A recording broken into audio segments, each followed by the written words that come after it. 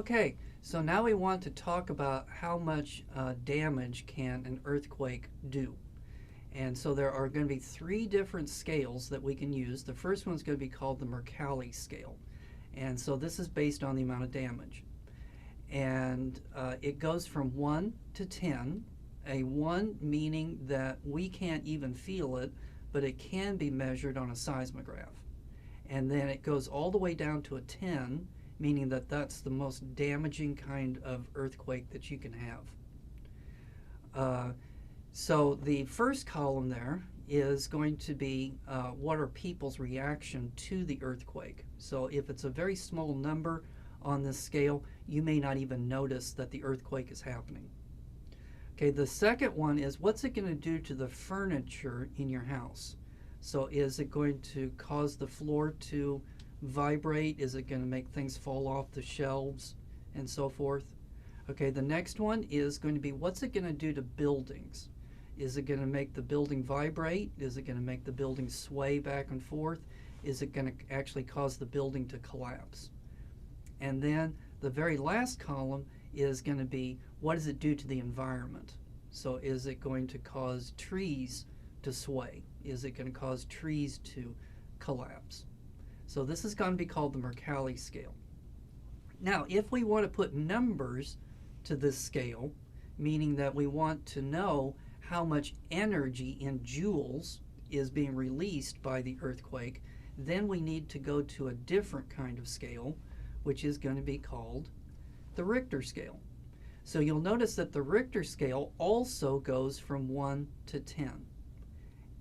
But the way that it's going to be measured is based on two things. One is going to be how much does the needle move up and down on the seismograph, and then also how far away was the earthquake.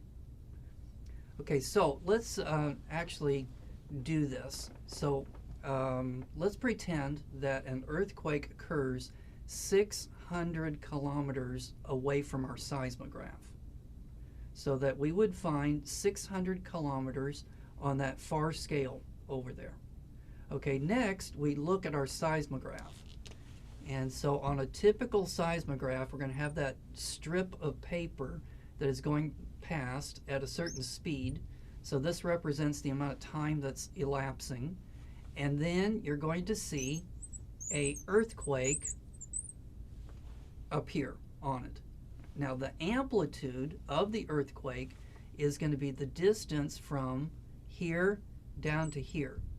So it's at wherever the squiggly line is at a maximum, and then wherever it goes to zero at. So you're going to measure that distance in millimeters.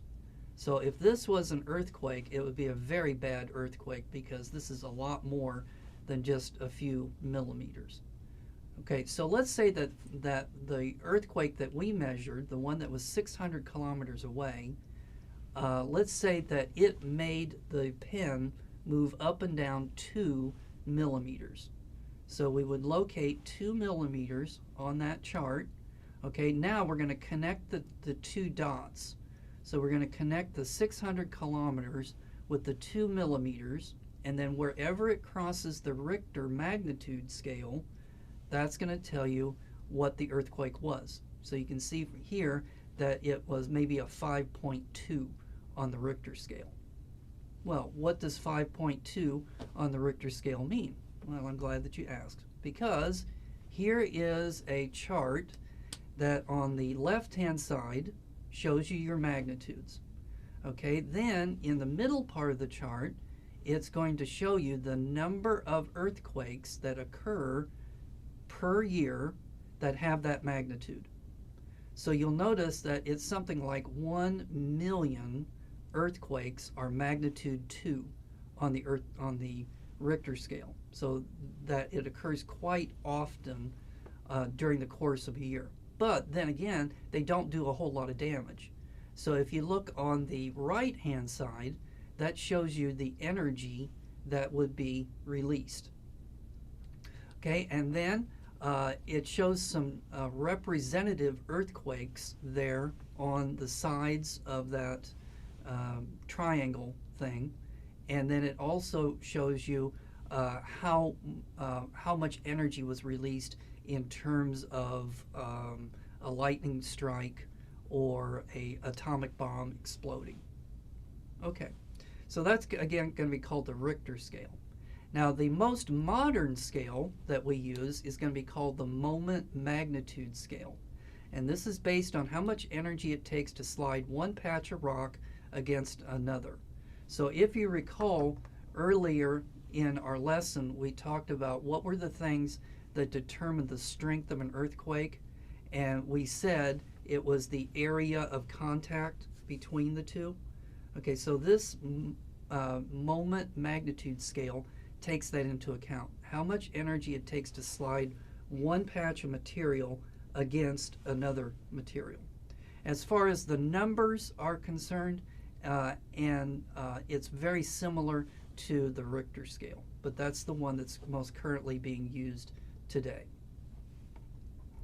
All right, when we come back, we're going to talk about what determines the strength of an earthquake when it finally arrives at your location.